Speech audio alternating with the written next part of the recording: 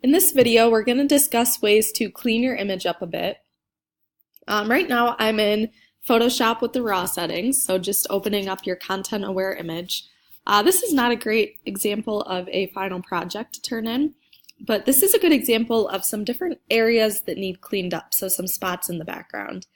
Especially if you have a white backdrop, you're going to notice a lot of little specks or shadows that should not be there. And even if you have a darker background, you'll start to notice that as well.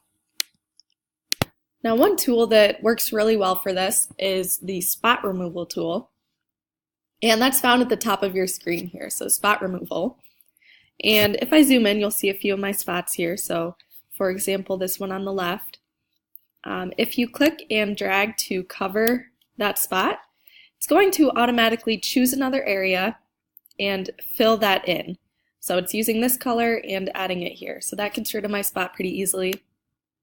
Here's another one. So I'm grabbing another area for that spot. And I'm just going to kind of go around the picture, look for those spots to remove. And begin to do that. Now you'll notice that if you have a lot of spots, it might be kind of tricky. So for example, I got rid of one spot here, but it took this area and added a spot.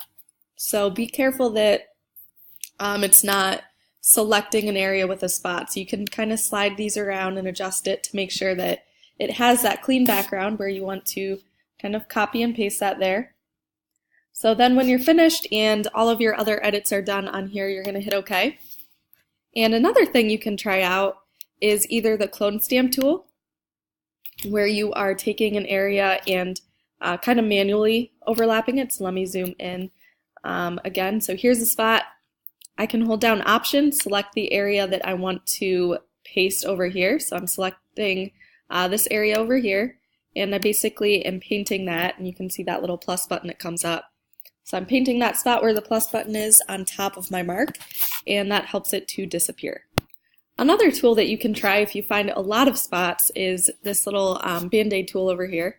So you can click on that, and basically you're just clicking and dragging again across the area that you want to get rid of. So it will automatically fix up those spots for you. Now you'll have to do this for basically every picture. There's going to be a lot of different spots that you'll notice.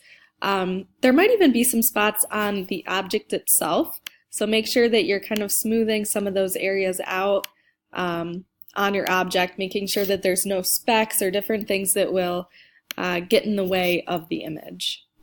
Something else that you can do if you have a lot of spots in the background is use a Gaussian blur and just blur the background. Even if you don't have a lot of spots, that's something I would try and see if you like the look of it. That's going to help to just draw more attention to your focal point, basically. So be sure to always duplicate that background layer.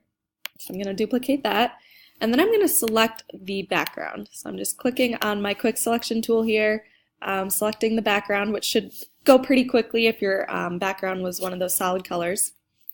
And I'm going to go up to the top of my screen and find Filter, Blur, and then the Gaussian Blur.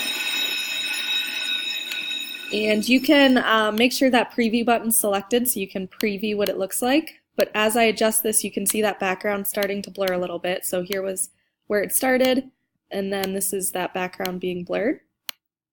So you can play around with that. That will get rid of all of those little smudges and really tie everything together. I'm going to hit OK and Command D to deselect the background.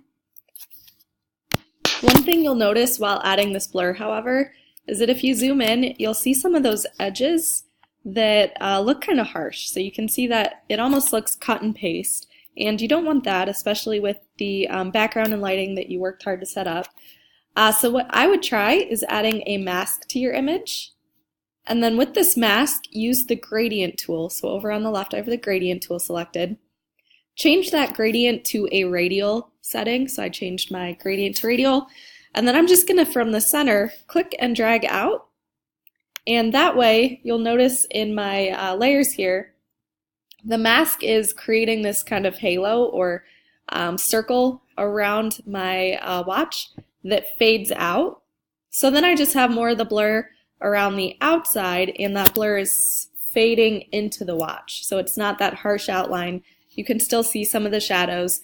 So definitely try adding that gradient. You can click and drag in different directions to see what works the best for your photo or what gives you the best effect with the gradient and the blur. But try that out. I think that definitely ties things together, especially having the blur more centered on the outside of the photo. So double check and make sure that all those spots are gone. Try and just continuously zooming in on your object, look around. It's going to tie everything together, make it look a lot more professional, having everything cleaned up with no distracting specks.